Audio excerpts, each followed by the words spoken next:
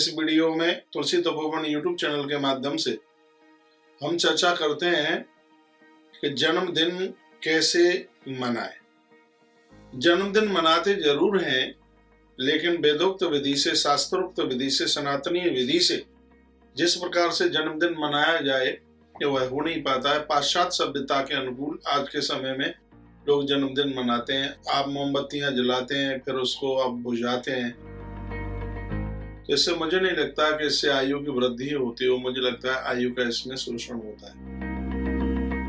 आप जो केक काटते हैं, हमारी भारतीय परंपरा में इसका भी कहीं भी किसी भी प्रकार का कोई वर्णन नहीं है।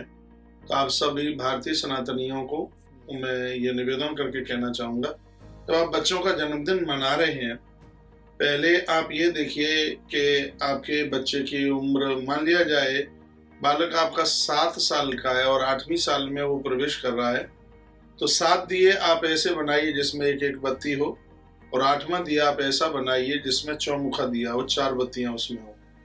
तो 7 दियों को माता पिता मिलकर के जला दें, और जो 8वां जो चौमुखा दिया है उसको घर के कोई वृद्धजन जलाएं, कोई गुरुजन आए हों वो जलाएं, कोई श्रेष्ठतम लोग जलाएं। तो ये तो रही दीपक जलाने की बात। तत्पश्चात जो आप केक काटते हैं, केक की जगह पर आप पंचगव्य बनाइए। गौ माता का दूध लीजिए, उसका आधा दही लीजिए, उसका आधा घी लीजिए, घी का आधा आप गोमूत्र लीजिए, उसका आधा गोमय यानी गौ माता के गोबर का रस सूती वस्त्र में लेकर उसको छानकर 2-4 बूंदे यह लेकर के उस पंचगव्य में उसको मिला करके फिर आप बच्चे को दीजिए। जो जो लोग वहां चल करके आए हैं उनको दीजिएगा। ये भारतीय परंपरा ये वह है जिसमें भगवान तुलसी राम जी के जन्म प्राकट उत्सव की बात, भगवान श्री कृष्ण के प्राकट उत्सव की बात और ऋषि महर्षियों के भी जन्म प्राकट्य की बात कही है। उस समय ये ऐसा ही होता था। उस दिन आप उस बच्चे के भाल के ऊपर आप रोली का टीका लगाएं, रोली में आप दही डालिए और उसको उंगली से घिसिए, बच्चे के माथे के ऊपर लगाइए, थोड़ी सी हल्दी डालिए, उसके ऊपर से चंदन लगाइए। एक ताम्र पात्र में आप जल भरिए, उसमें आम का पत्ता डालिए और बच्चे के ऊपर छींटे लगाइए।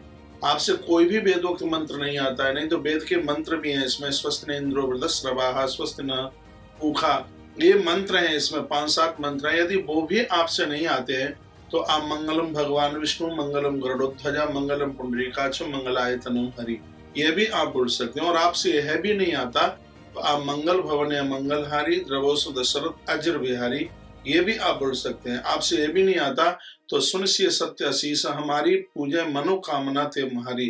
तो इसमें एक आशीष की बात कही गई है, यह चौपाई आप बोलिएगा। और आपसे यह भी नहीं आता है तो आप जिस समय तिलक लगा रहे हैं बच्चे को या उसके ऊपर जल का प्रोक्षण कर रहे हैं, तो भगवान का नाम तो ले सकते हैं ना आप। राम राम राम राम राम राम का तो उच्चारण कर सकते हैं। इस माहौल में, इस स्थिति में यदि बच्चे का जन्मदिन मनाया जाए तो आपका बच्चा दीर्घायु होगा और बहुत होशियार होगा, पढ़ने लिखने में भी बहुत आगे होगा। इस तरीके से आप भारतीय सनातन पद्धति के अनुसार आप बच्चों का जन्मदिन मनाएं तो बहुत ज्यादा बढ़िया है। जिस प्रकार से हमने आपको आग्रह पूर्वक निवेदन किया है, इस प्रकार से आप दिए जलाइए। बच्चे को पटे के ऊपर खड़ा कीजिएगा, उसके पांवों के दोनों की तरफ जल डालिए।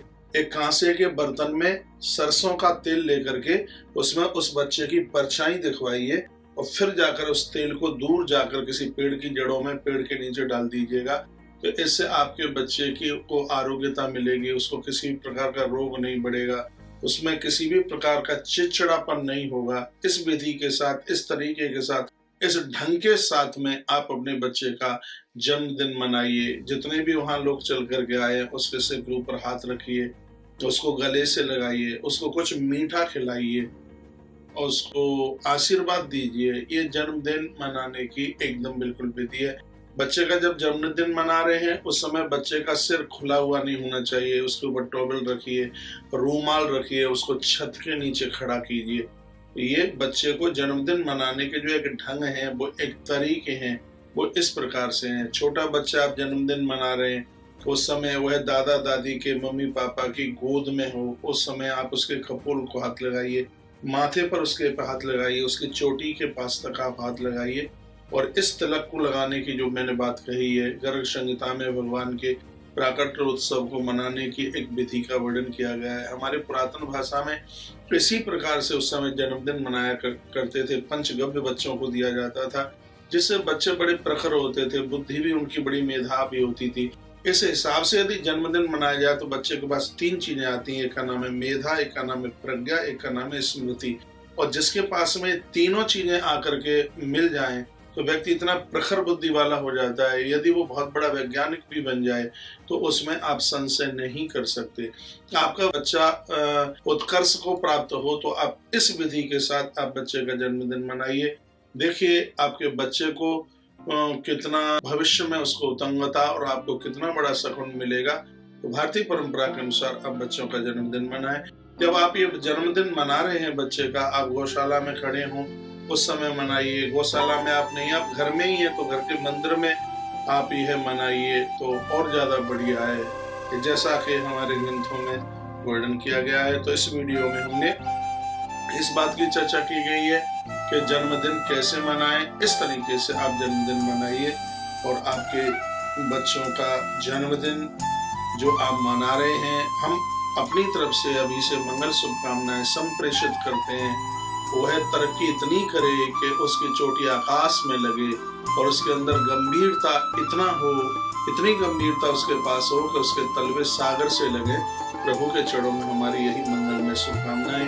इन्हीं शब्दों के साथ जय श्री कृष्ण, जय श्री राम, जय गौ माता, जय राधे श्याम। यदि यह वीडियो आपको बिल्कुल अच्छा लगा है तो चैनल से आप पहली बार जुड़े हैं तो चैनल को आप सब्सक्राइब करके आप उसको बेल आइकन दबाना न भूलें। तो यहाँ से और भी बड़ी अद्भुत बातें आपके पास पहुंचेंगी। 1 जनवरी आप किस प्रकार से नया साल मना रहे हैं, अगली वीडियो में ये जरूर देखिएगा।